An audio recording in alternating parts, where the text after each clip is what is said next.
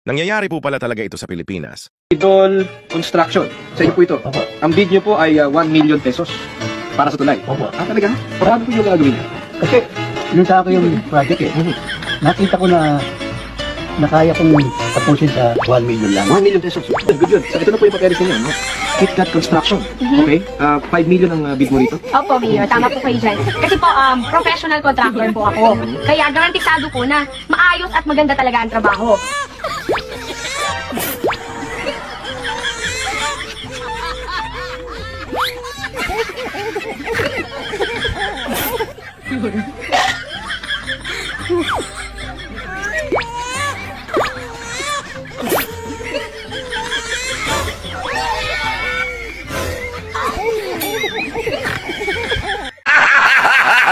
Tagumpay!